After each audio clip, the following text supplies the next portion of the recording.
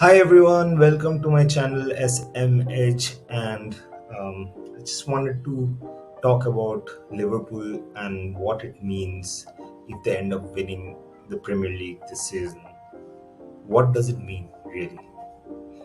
I'll start with the fact that last time we won, that was COVID year, and it didn't feel complete.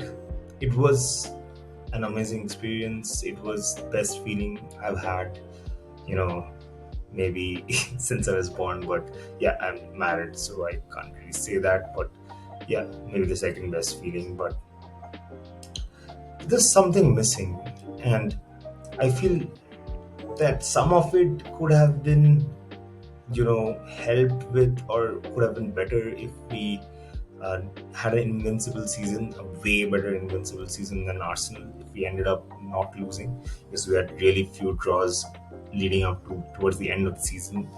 But yeah, the COVID win, I kind of compare it with, the COVID win for Lakers.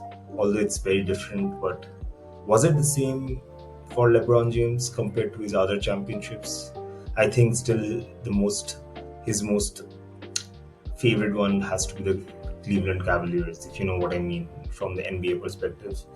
Uh, but yeah, I just wanted to explore this and what am I feeling going into the season. How the season is going. Let's start with Klopp, right?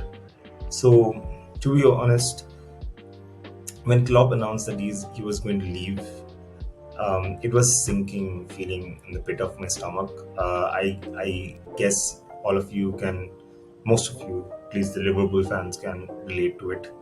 And it felt like, it could be a matter of time before the dark times come. And now I would want to give major credit to our owners, FSG, although we have a few complaints here and there because they don't spend enough money, in my opinion, to be very honest. Um, I think we could have won a couple more leagues, or at least like one more league, if they were spent a little bit more. But I guess they know a little better in terms of how to run a club.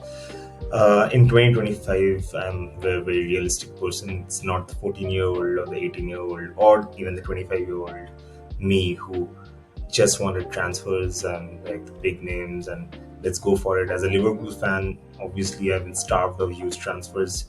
But now I really understand that the name of the game is to be really smart about it rather than picking up players here and there. I digress a little bit, but I think a good comparison will be PSG, right? Paris Saint Germain.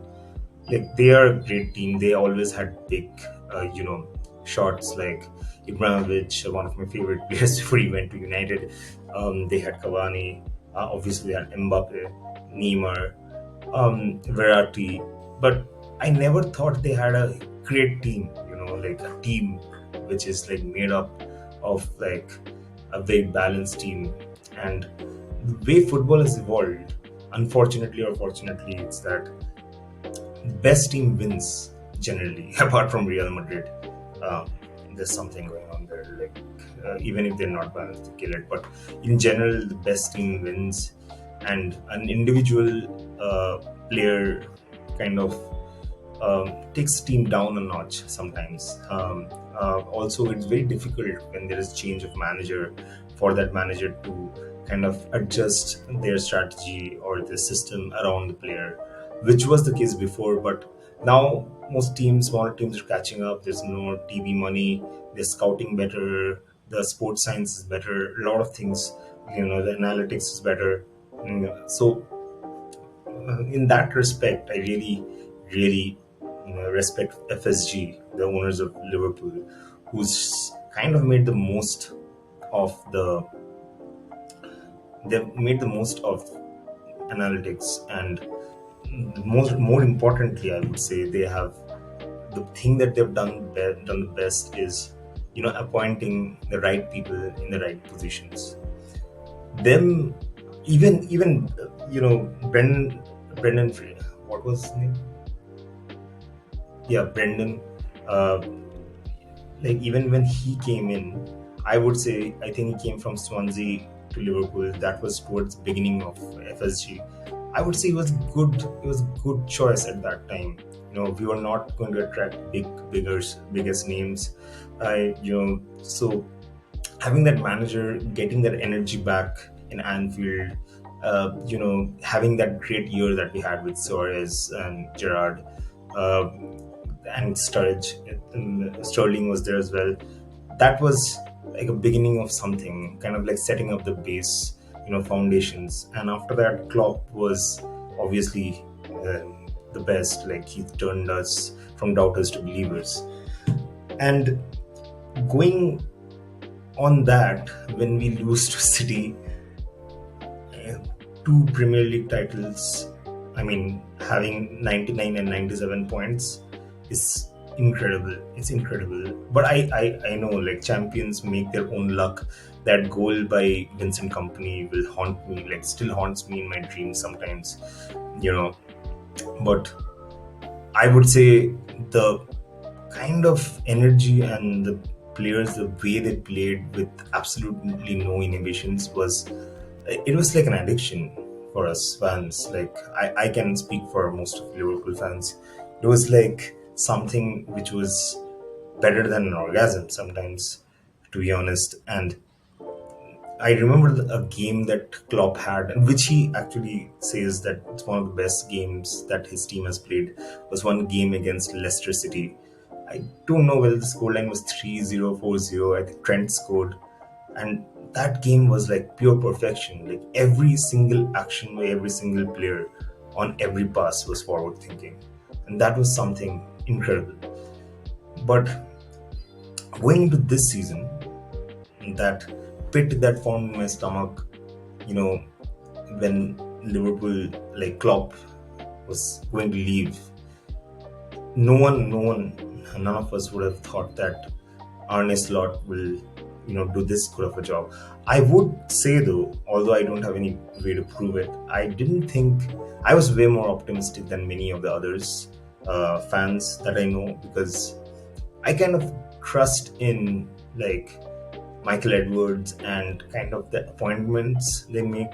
They, at least with the managers and the backroom stuff, and like the higher ups, because they get it right. I feel they go by a lot of analytics, and even like I think that helps a lot. I am a believer in analytics, obviously, but I don't think it's the be all and end all, definitely.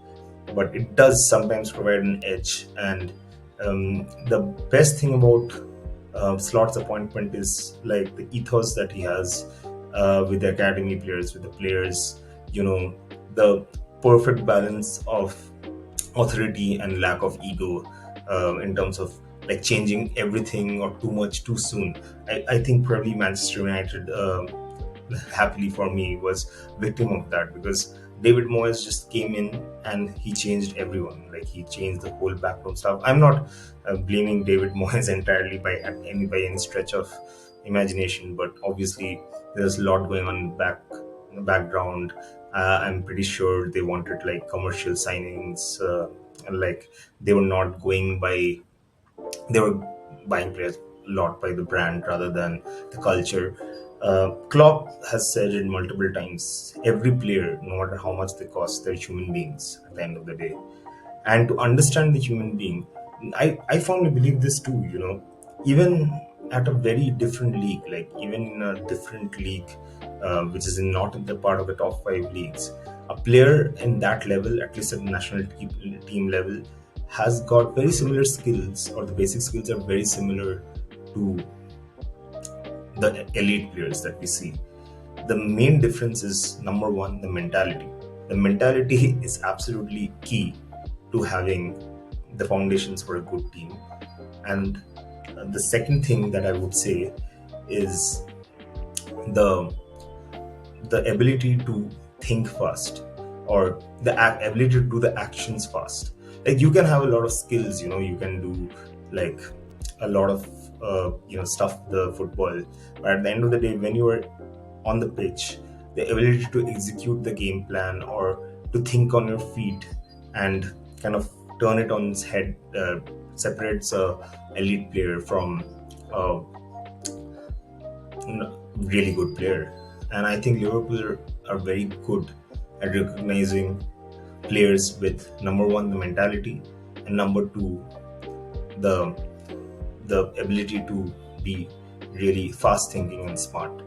I think that's one of the key attributes of Liverpool scouting having so much success, and obviously like they're really good at kind of, at least touch wood, knock on wood, like they're good at kind of figuring out players um, who are not injury prone to the most extent. Obviously, Navi Kaita comes to mind, but still we have more hit rate in terms of players not getting injured regularly than not.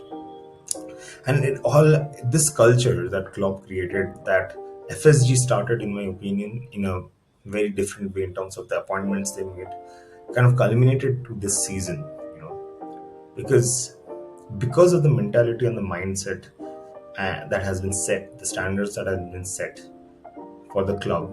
If a very good manager like Arne Slot comes, even with no experience in the English football, but a good manager with good tactics, and with like almost no transfers, maybe Chiesa, but he has hardly figured.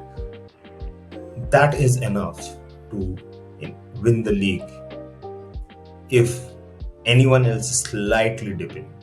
So if Manchester City was like going to get 9900 points this season, I don't feel our team had enough. Even with Salah playing like insanely well, I don't think we had enough to compete with 100 points because it's Slot's first season.